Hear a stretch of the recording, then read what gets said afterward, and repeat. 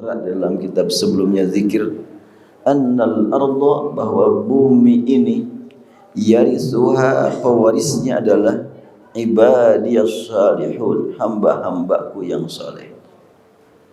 Mungkin orang bertanya-tanya, tapi kenapa kok umat Islam tidak menguasai dunia? Siapa bilang?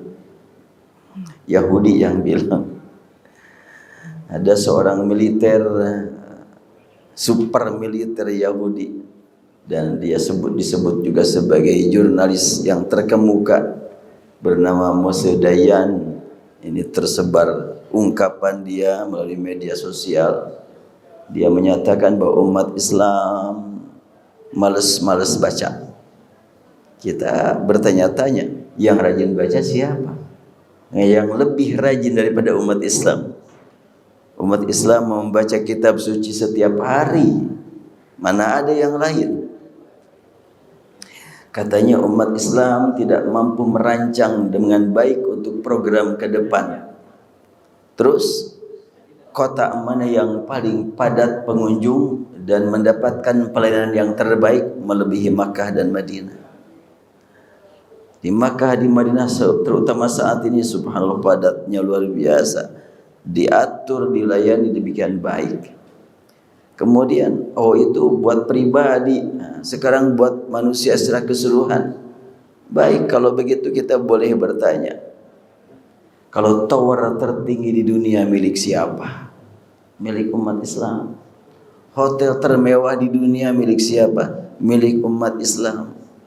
Mungkin hotel termahal bukan milik umat Islamnya, tapi termewah milik umat Islam. Yaitu di negara yang kecil, Maldives kan, itu di bawah laut, hotel itu termewah di dunia. 100% penduduknya umat Islam. Terus belakangan ini stadion termewah milik siapa?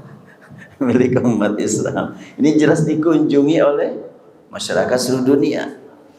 Jadi Al-Quran menyebutkan annal arda yarisuha ibadiyas salihun. Bumi ini pewarisnya lah hamba-hambaku yang saleh. Jadi kesalahan itu apa sebenarnya? Ada orang yang berkata kesalahan itu Allah yang menguasai teknologi, menguasai militer itu saleh. Sebetulnya itu baik. Ekonomi maju baik, tata kota rapi baik, keindahan itu baik. Saleh tidak sekedar baik.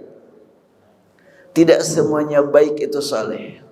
Dan tidak semua saleh itu diakui baik. Banyak orang yang tidak mengakui salat duhur berjamaah, jelas ini amal saleh, tapi tidak semua orang mengakui. Yang rajin baca Quran, bahkan para pemuda yang rajin baca Quran itu saleh, tapi terkadang diungkap itu meradikal katanya. Ya, itu tergantung orang yang melihat, tapi yang jelas saleh itu berkaitan dengan keimanan.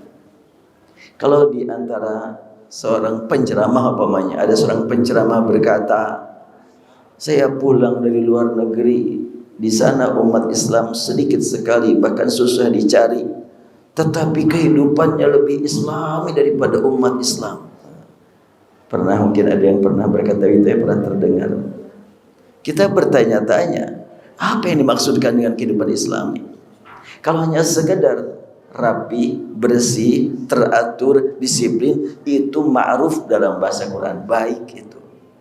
Tidak semua yang baik itu diakui oleh Allah benar. Nah, kesolehan itu dari mana? Kesolehan itu berdasarkan keimanan. Tanpa iman tidak soleh. Makanya surat Wal Asr kita temukan, innal insan lafi khusrin illal ladzina amanu baru amilus shalihat. Tanpa amanu tidak ada kesolehan. Dan kalau orang berkata, tapi kenapa umat Islam banyak yang miskin? Non muslim juga banyak yang miskin, sama. Oh, banyak orang-orang kafir kaya-kaya, umat Islam juga banyak yang kaya. Hanya kadang-kadang ketika ada kekayaan di orang-orang non-muslim, disebutlah gitu mereka adalah non-muslim itu kaya. Tapi ketika orang muslim kaya, nggak dihubung-hubungkan ke Islam gitu. Realitanya saat ini jelas sekali, negara terkaya adalah negara muslimin. Paling aman negara muslimin. Ya mungkin di antara Bapak ada yang pernah keliling Eropanya, diingatkan terus oleh tour leader, hati-hati di sini malingnya hebat-hebat. Sementara di negara muslimin lebih aman. Nah, kalau begitu maka perbedaannya di mana? Perbedaannya dalam keimanan, dan kita mengaku sebagai orang yang beriman. Cuma iman kan naik turun. Maka kita berharap semoga dengan pertemuan saat ini di siang hari ini, orang lain mungkin bertanya-tanya, siang begini kumpul-kumpul lebih baik makan tidur. Tapi umat Islam justru memanfaatkan duduk sebentar seperti ini. Ini adalah merupakan bukti nikmatnya hidup pertemuan antara sama kita. Alhamdulillah. Allah Subhanahu wa taala memberikan kepada kita nikmat iman. Atas dasar iman kita akan meraih nikmat ikhlas dalam beramal. Ikhlas itu menuju kesolehan. Ikhlas sangat susah untuk dipelajari karena bukan ilmu, tapi amal. Komunikasi kalbu dengan Allah Subhanahu wa taala. Boleh jadi ada orang yang dipandang ikhlas padahal tidak ikhlas. Boleh jadi ada orang yang dipandang riya padahal ikhlas. Jadi harus bagaimana kita dapat mengetahui? Enggak usah kita mengetahui apakah saya ikhlas atau enggak, tapi berjuang saja untuk menjadi orang ikhlas. Caranya bagaimana? Ikuti jejak langkah para nabi, para rasul yang sudah dijamin mereka beramal dengan penuh keikhlasan. Kita mulai belajar umpamanya dari Nabi Ibrahim. Karena Nabi Ibrahim disebut sebagai uswatun hasanah. Ada dua orang yang mendapatkan gelar uswatun hasanah, Nabi Ibrahim dan Nabi Muhammad SAW. Qad kanat lakum uswatun hasanatun fi Ibrahim. Nampaknya saya membahasnya jangan lama-lamanya, biar tanya jawabnya lebih banyak. Ya, kalau siang hari begini mah berat gitulah matanya tuh. Kita lebih banyak tanya jauh saja. Ya, 10 menit lagi aja bicaranya ini. Nabi Ibrahim alaihissalam jelas teladan bagi kita. Beliau setelahnya membangun Ka'bah, sudah pasti beliau membangun Ka'bah atas bimbingan wahyu, enggak mungkin menyimpang, enggak mungkin salah. Selesai membangun Ka'bah beliau berdoa, Rabbana taqabbal minna innaka antas sami'ul alim. Wahai Rabb kami, terimalah amal ibadah kami. Engkau maha mendengar bisikan kalbu kami. Engkau maha tahu kelemahan kami. Engkau maha tahu harapan kami. Walaupun ibadah kami seperti ini, kami mohon Engkau terima. Kalimat itu sangat penting untuk kita ungkapkan. Barusan kita sudah melaksanakan sholat duhur berjamaah. Hanya Allah yang maha tahu. Ada ibadah kita dari awal takbiratul ihram sampai selesai yang diterima oleh Allah, kita berharap diterima. Walaupun ya saya termasuk susah untuk mencapai kekhusyuan.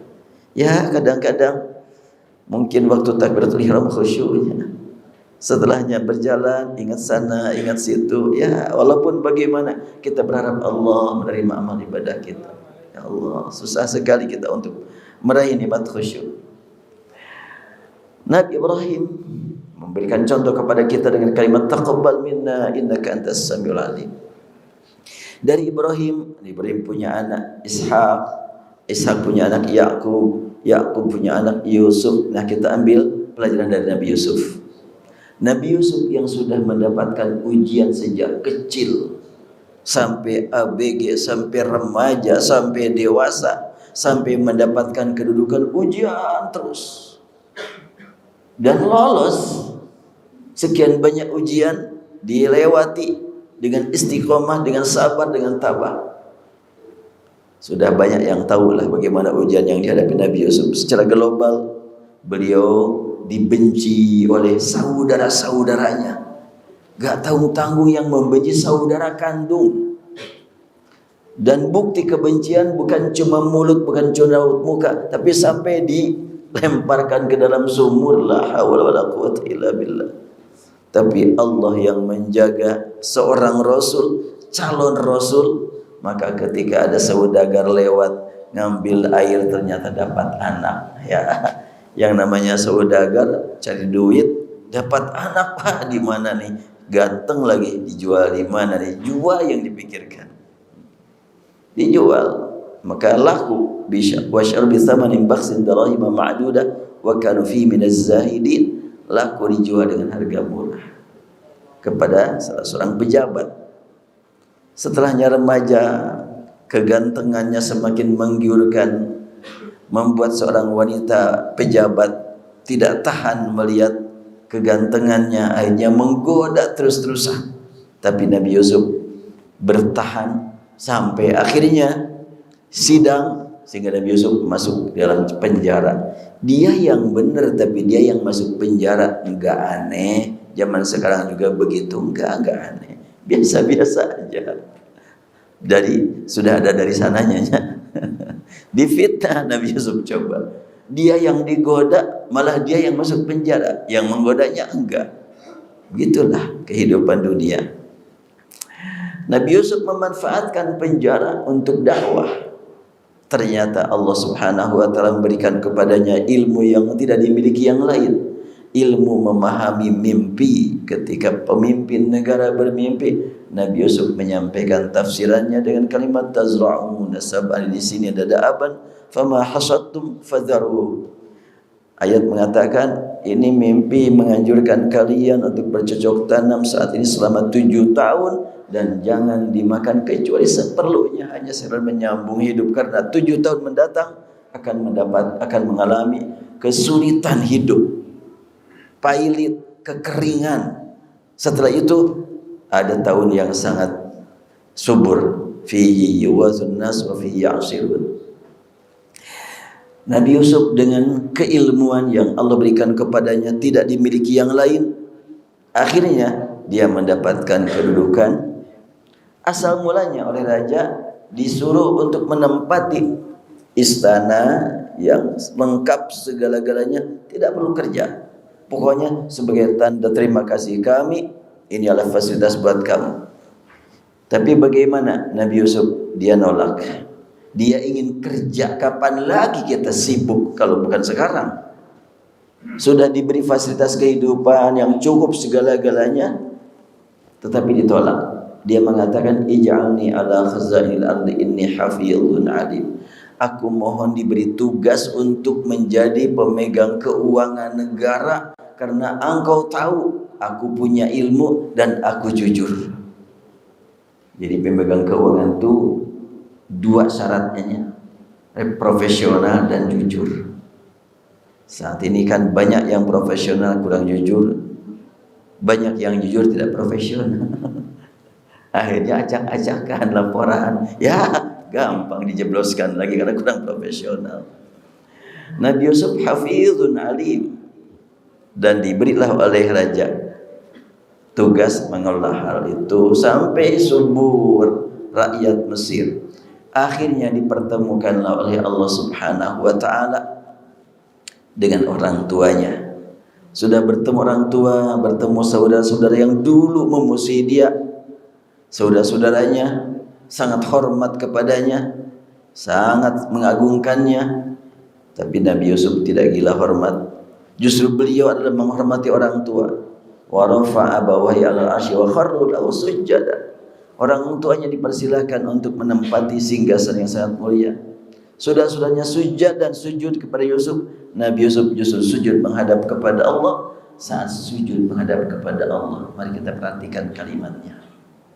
Rabbi qad ataitani minal mulki wa 'allamtani min ta'wilil ahadits fatiras samawati wal ardh anta waliyyi fid dunya wal akhirah tawaffani musliman wa alhiqni bis salihin.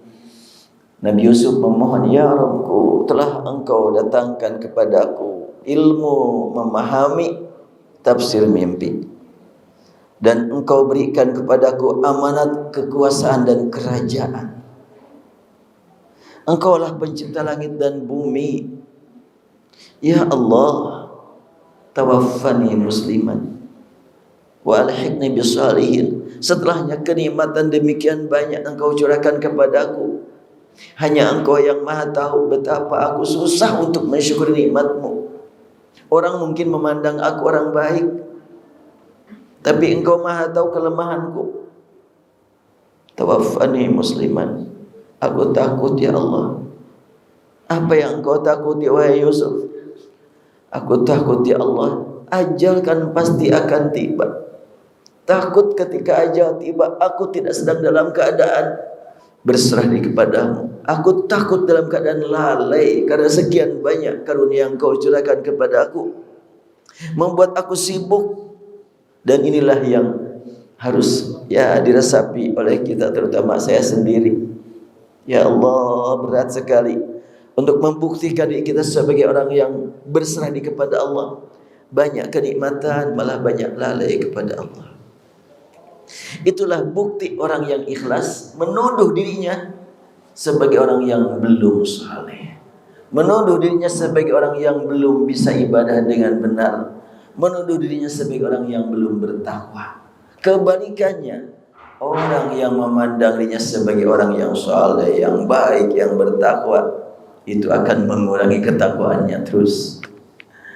Jadi kita berjuang mengikuti jejak langkah para nabi, menuduh diri sebagai orang yang belum beramal dengan tepat dan benar, belum bisa ibadah dengan khusyuk, belum bisa melaksanakan perintah Allah sebagaimana mestinya. Itulah tanda-tanda orang yang ikhlas. Mencapai kesolehan, ikhlas dulu. Sebab perbedaan antara orang baik dari muslim dengan orang baik yang tidak muslim sulit diketahui kecuali dalam keikhlasan. Tampilannya sama-sama aja, rapi bajunya, muslim juga, non muslim juga. Tata kotanya rapi, di negara muslim banyak, di negara non muslim juga banyak.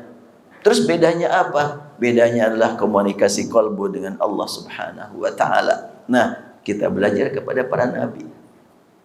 Masih banyak nabi-nabi yang lain yang patut kita ambil pelajaran. Cuma memang Nabi Yusuf berkata, tawaffani musliman, wafatkan aku ya Allah dalam keadaan muslim, wa alhiqni bisalihin, dan izinkan aku untuk ikut orang saleh. Subhanallah. Ya.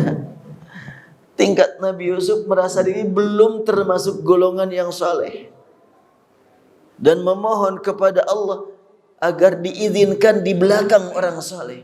Itulah ketawaduan, kerendahan hati di hadapan sesama mukmin, rendah di hadapan Allah Subhanahu wa taala. Kalimatnya alhiqni bisalihin, ikutkan aku, izinkan aku ikut orang saleh. Berarti Nabi Yusuf tidak memohon kepada Allah agar dimasukkan ke dalam golongan hamba yang saleh. Masih jauh. Tapi izinkan aku di belakang saja. Subhanallah. Padahal luar biasa ya. Ujian begitu hebat dilalui dengan begitu sukses, tapi ternyata tidak merasa menjadi hamba yang sudah saleh. Jadi kalau kita ingin menjadi orang yang saleh, harus senantiasa mengetahui kekurangan kita untuk mencapai kesalehan. Apabila kita sudah mengatakan aku sudah soleh, bagaimana bisa meningkat kesalehannya? Dicukupkan dulu deh materinya. Mangga dibuka aja lah, tanya jawab langsung. Baik, terima kasih Ustaz. Barangkali ada pertanyaan dari bapak-bapak atau ibu-ibu. Dari bapak-bapak ada yang mau ditanyakan? Dari ibu-ibu? Ya.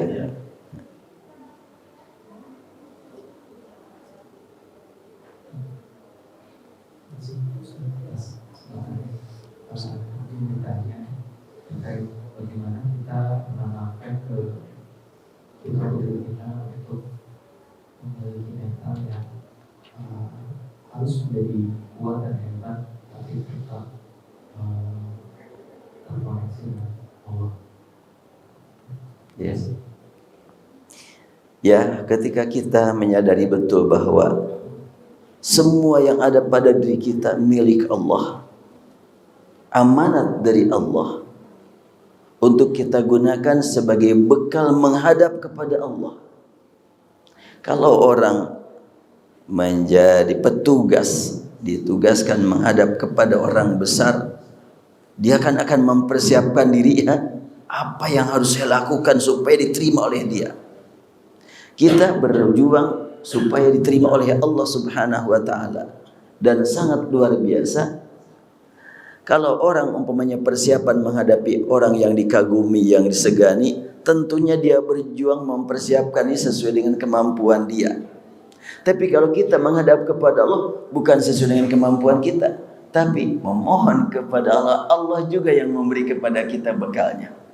Allah juga yang memberikan kekuatan kepada kita. Sehingga semangatnya akan meningkat terus. Dan Al-Quran menyebutkan innal ladzina qalu rabbuna Allah tsumma istaqamu tatanazzalu alaihimul malaikatu alla takhafu wa la tahzanu wa abshiru bil jannati allati kuntum tu'adun. Sungguhnya orang yang mengatakan Rabb kami adalah Allah dan berjuang untuk melaksanakan perintah Allah dengan istiqamah, berjuang menjauhi larangan Allah dengan istiqamah, maka malaikat akan menyertai dia. Sehingga dengan kehadiran malaikat kita akan memiliki jiwa besar, semangat tinggi, karena malaikat yang bersama kita. Malaikat kan mendampingi kita tanpa meminta apa-apa dari kita, hanya memberikan motivasi terus. Apa motivasi dari malaikat? Allah takhafu wa la tahzanu. Engkau jangan takut, engkau jangan sedih. Sebab semua yang kamu kerjakan pasti ada nilainya di hadapan Allah. Kalau umpamanya kita nyari nilai dari manusia, mungkin dapat, mungkin enggak. Tapi nyari nilai dari Allah pasti akan didapat. Allah takhafu wa la tahzanu wa abshiru bil jannati allati kuntum tu'adun. Berbahagialah, surga sudah menanti kamu. Ya, pengajian-pengajian seperti ini memang lebih bermakna manakala sering-sering berbicara tentang surganya. Kenapa itu? Karena sudah berada di masjid, sedang jalan menuju surga, supaya jangan sampai lalai gitu saja. Kalau orang yang tukang maksiat, kasih peringatan tentang neraka. Tapi kalau yang sedang-sedang seperti ini nampaknya penting untuk sering diingatkan tentang jalan menuju surga. Begitu luas, begitu terbentang, begitu banyak, dan sudah lurus jalannya dari Allah Subhanahu wa taala. Kekuatannya ada dari Allah Subhanahu wa taala. Di surga Allah berkenikmatan tidak terjangkau oleh akal. Saya hari Ahad kemarin ngisi pengajian di salah satu masjid di luar di Kabupaten Bandung. Ada pertanyaan dari seorang ibu terkait dengan surga. Ya saya jawab, surga jangan diakal-akalin, bukan wilayah akal. Ibu-ibu nanti di surga banyak suaminya, nggak paham kan? Jangan dipahami. Bapak-bapak di surga banyak istrinya, jangan dipahami. Logika kita tidak mampu untuk memahaminya. Bahkan di surga ada khamr. Kan khamr haram. Iya haram di dunia, di akhirat lain lagi segala-galanya. Jadi kan dengan kalimat wa absyiru bil jannah, kasih kabar gembira dengan surga. Itulah malaikat senantiasa menanamkan ke dalam kita penglihatan menuju kehidupan akhirat yang hakiki. Terjawab belum? Udah. Alhamdulillah. Baik. Ini satu semester. Insya Allah. Ya kalau lupa diingatkan lagi aja ya. Insya Allah jawaban lengkapnya mudah-mudahan tidak lama lagi terbit buku ya, berjudul 100 solusi fikih kontroversi. Sekarang sedang finishing lah editingnya nih. Termasuk yang ditanyakan barusan, ada yang sudah dibahas dalam buku tersebut, masalah jamak, masalah qasar, kemudian masalah sholat sunat. Insya Allah, dan barusan ada tambahan lagi nanti akan saya masukkan. Jadi ini judulnya, semula saya di Mekah kemarin waktu haji, saya bikin tulisan, berbagai pertanyaan jamaah saya tulis dan saya jawab. Sampai pulang muncullah judul buku 70 solusi. Rencana langsung dicetak, diedit, pas dikasihkan ke editor, lama amat, sudah sebulan, 2 bulan belum selesai juga, udah hampir 3 bulan. Akhirnya saya bilang, udah seadanya aja, dibalikin ke saya. Ternyata baru edit setengahnya. Emang berapa halaman? Yang 70 solusi itu ya sekitar berapa? 600 halaman. Nah akhirnya udah saya ambil, saya edit sendiri. Karena saya yang edit jadi nambah materi. Sekarang sudah mau 800 halaman. Ya, itu antara lain tadi, salat di jamak, di qasar. Kita ketika sampai di satu tempat mau salat dan belum tiba waktunya, ya tentu dimanapun kita berada, dan Rasul itu di perjalanan sering melakukan salat sunat, bahkan di kendaraan beliau salat sunat. Maka ketika kita masuk masjid, mangga salat sunat, karena Rasul bersabda, idza dakhala ahadukumul masjid fala yaqud hatta yarka'a rak'atain. Bila kamu masuk masjid jangan dulu duduk sebelum salat. Jadi kalau belum waktu salat fardu, ya salat sunnah. Jadi penyebabnya adalah karena masuk masjid. Salat sunat itu ada yang bebas tanpa batas waktu dan tempat, disebut mutlak. Mutlak itu bebas. Ada yang terbatas. Yang terbatas ada yang dibatasi oleh waktu, dibatasi oleh tempat, dibatasi oleh peristiwa. Nah, kira-kira begitu ya. Nah, dibatasi oleh tempat pas masuk masjid. Kapan saja kita masuk masjid, sholat.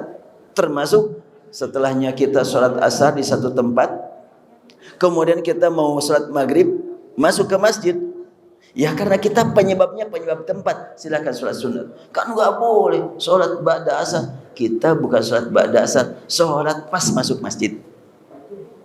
Apalagi ditentukan oleh peristiwa, oleh waktu dulu ya. Jadi oleh tempat, oleh waktu. Nah oleh waktu yang disebut dengan qobliyah, ba'diyah, duha, qiyamul lail, itu ditentukan oleh waktu. Silahkan. Lagi ditentukan oleh peristiwa. Kalau peristiwa ya seperti gerhana atau paunya istisqa, termasuk wudu. Rasulullah SAW bersabda kepada Bilal, kan, wahai Bilal, aku mendengar jalan kaki kamu di surga. Apa yang biasa kau lakukan? Kata Bilal, aku selalu memelihara punya wudu, dan setiap batal aku wudu langsung sholat. Wudu langsung sholat. Akhirnya muncullah istilah sholat syukrul wudu. Masuk masjid muncul istilah sholat tahiyat masjid. Itu istilah belakangan itu. Rasul tidak memberi nama itu. Jadi nama tahiyat masjid, nama syukrul wudu itu dari para ulama, bukan dari Rasul. Kemudian sholat apa lagi? Terutama sholat malam banyak namanya. Tahajud, tarawih, qiyamul lail, witir. Namanya banyak. Dalam buku yang saya tulis, pembahasan tahajud diangkat dulu satu narasi. Tahajudlah engkau untuk qiyamul lail dengan tarwih yang berjumlah witir. Apa tuh mananya tuh? Tahajudlah engkau artinya jauhi tempat tidurmu. Buat apa? Di malam hari pas untuk dipakai qiyamul lail, salat malam. Prakteknya bagaimana? Tarwih, rileks, santai. Jumlahnya berapa? Pokoknya ganjil, witir. Nah, kalau sudah ada narasi begini, nanti akan mudah ketika muncul. Bolehkah tahajud setelah tarawih? Bolehkah tahajud setelah witir? Sudah terjawab. Tapi rinciannya nanti dalam buku itu ada. Nah tadi sholat umpamanya kita ikut berjamaah dengan imam yang ada 4 rakaat. Habis kita sholat dengan imam yang ada, kita karena sedang di perjalanan mau jamak. Jamaklah silahkan. Jamak tentunya mau qasar silahkan qasar. Tapi saya masuknya juga tidak dari awal. Imam sudah 1 rakaat sholat duhur, saya baru masuk.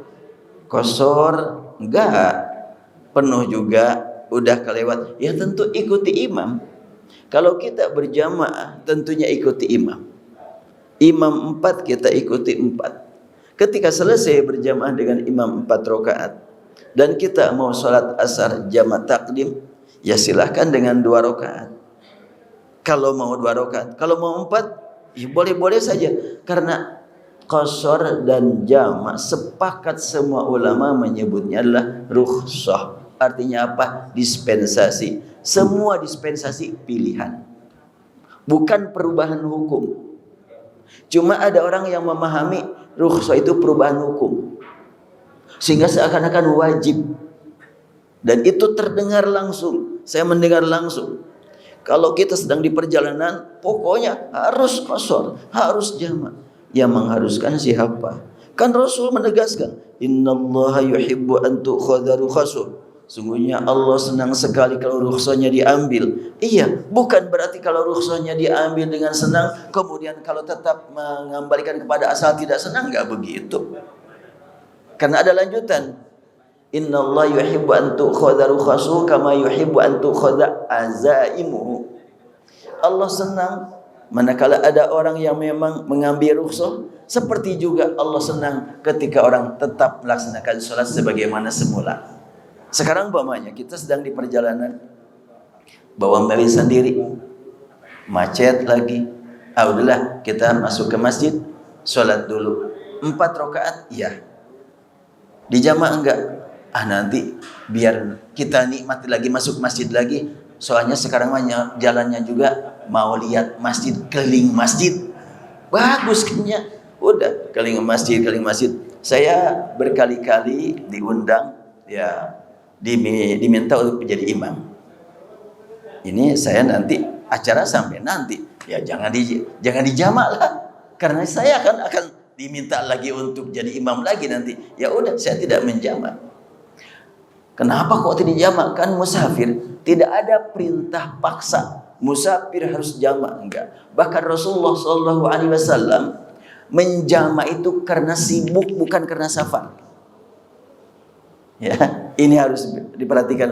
Jamak disebabkan sibuk, qasar disebabkan safar. Rasulullah ketika haji berangkat dari Madinah zuhur, sholat zuhur di Madinah 4 rakaat. Lalu beliau menuju ke Bir Ali, Dzul Hulaifah. Sampai di Bir Ali, Dzul Hulaifah, asar, beliau sholat 2 rakaat di Dzul Hulaifah karena musafir. Artinya beliau tidak menjamak, tapi mengqasar sewaktu musafir. Di perjalanan haji, sewaktu beliau di Mina, kan rileks, santai di Mina, gak banyak pekerjaan, maka beliau mengqasar sholat yang 4 tanpa jamak. Nah, saya perhatikan beberapa KBIH atau pembimbing ibadah haji dan umroh, pokoknya kita satu paket jamak dan qasar. Ya, manggalah. Kita menghargai saja yang begitu-gitu. Tapi yang jelas Rasulullah sewaktu di Mina tidak jamak, tapi qasar saja. Sewaktu di Arafat beliau jamak dan qasar. Sewaktu di Muzdalifah jamak dan qasar. Di Mina cuma qasar tanpa jamak. Artinya tidak semuanya jamak pakai qasar, tidak semua qasar pakai jamak. Bisa jamak tanpa qasar, bisa qasar tanpa jamak, bisa tanpa jamak tanpa qasar. Ya kita sekarang ini ya tidak jamak tidak qasar kan kita masa sekarang. Kemudian apalagi karena 4 pertanyaannya ceritanya, jadi tidak ketangkap semuanya. Setelah sholat yang pertama. Ya. Bercakap-cakap dulu. Oh iya. Kalau kita mau jamak, ya jamak tentunya jaga tidak ada aktivitas lain kecuali sholat langsung. Jadi habis sholat duhur mau asar tidak ada ucapan yang lain kecuali iqamah. Itulah yang dipraktikkan Rasulullah SAW. Jadi sebaiknya tidak ada bercakap-cakap dulu. Tapi tadi mah lupa niat jamak. Habis sholat duhur kau ngobrol, kita sudah niat jamak. Nah, yang namanya lupa hukum lupa. Ya, tidak membatalkan ya. Hukum lupa sudah segala-galanya ya. Itu akan dimaaf oleh Allah Subhanahu wa taala. Itu aja yang ditanyakan antara jamak ya. Kalau berpindah tempat juga. Pindah tempat memang itulah dicontohkan Rasulullah selama memungkinkan dan ada manfaat. Ada apa di balik pindah tempat kalau kita habis sholat fardu menuju sholat sunat? Biar tempat yang kita pakai untuk ruku dan sujud itu adalah tidak satu tempat yang akan jadi saksi nanti di akhirat. Sebab tempat-tempat ini kita tidak mendengar sajadah atau karpet berbicara, tidak pernah mendengar. Tapi nanti di akhirat ini akan berbicara menjadi saksi.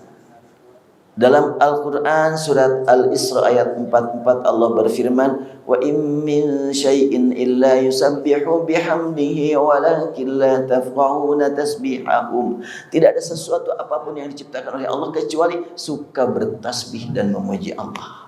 Jadi kalau kita punya habis sholat duhur di sini, kemudian pindah tempat ke situ, diharap mudah-mudahan yang menjadi saksi pernah dipakai sujud tidak satu tempat, tapi ada dua tempat. Banyak nanti yang akan bersaksi bahwa kita memang sudah pernah meletakkan ya wajah kita di tempat kaki, karena kita tidak memandang oh ini hormat, oh ini hina. Enggak, semuanya alat untuk ibadah. Bahkan sewaktu sholat, subhanallah, ada orang yang mungkin tinggi besarnya sehingga kakinya umpamanya kena orang.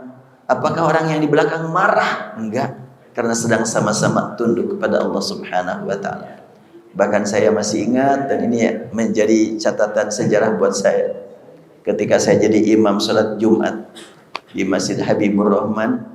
Pas waktu itu ada tamu RI 1 yang tinggi besar. Siapa lagi kalau bukan SBY-nya? Iya. Wah, di belakang saya SBY. Dan dia tinggi panjang kan gitu. Tapi ya alhamdulillah, karena memang tempat imam agak ke depan lagi, enggak, kaki saya enggak ke kepala beliau. Memang ini Masjid Habibur Rahman punya sejarah ini. Saya menjadi imam SBY 1 kali, menjadi imam Habibie 2 kali. Itu semuanya sama-sama pada hari Jumat lagi. Ya baik, masih ada, mangga silakan. Baik, sudah waktu itu atau dari ibu-ibu ada yang ditanyakan? Ada lagi? Cukup. Baik, kita akhiri saja, dan saya mungkin mengajukan usulan ya. Ya, karena ini adakan pertemuan rutin, saya mengusulkan supaya diusulkan gitu. Artinya materinya apa gitu. Kalau umpamanya ada materi yang diusulkan, insya Allah akan saya persiapkan. Tapi kalau umpamanya tidak ada yang diusulkan, ya saya memang di mana-mana mengkaji Quran. Gitu aja sebetulnya. Dan kalau nanti buku sudah terbit, mungkin itu juga salah satu agenda. 100 solusi masalah kontroversi. Kenapa judulnya seperti itu? Saya hanya dalam buku ini hanya membahas masalah kontroversi saja. Yang tidak kontroversi tidak saya bahas. Tetapi membahas kontroversi untuk cari solusinya. Bukan menyerang, bukan membela salah satu, tapi dicari solusi. Apa kira-kira solusinya?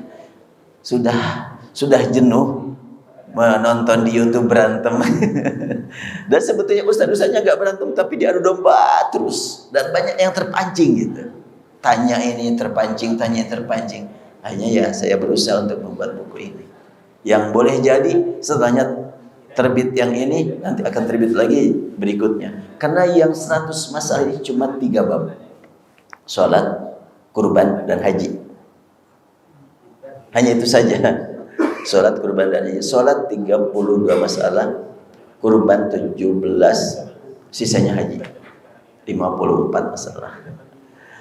Baik, kita akhiri. Subhanakallahumma bihamdik, nasyhadu an la ilaha illa anta, nastaghfiruka wa natubu ilaik. Allahumma ya rabbana lakal hamdu kama yanbaghi li jalali wajhika wa 'azimi sultanik.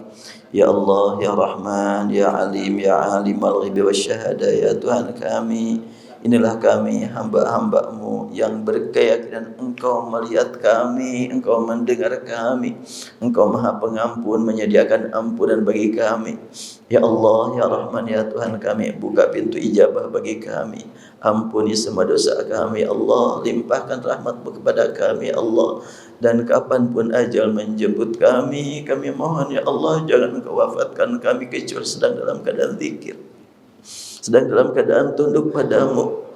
Berilah kami nikmat husnul khatimah ya Allah, dan pertemuan kami di akhirat dengan Rasul-Mu bersama keluarga kami. Pertemukan kami dengan Engkau di akhirat bersama keluarga kami. Rabbana atina fid dunya hasanah wa fil akhirati hasanah wa qina adzabannar. Walhamdulillahirabbil alamin. Assalamualaikum warahmatullahi wabarakatuh.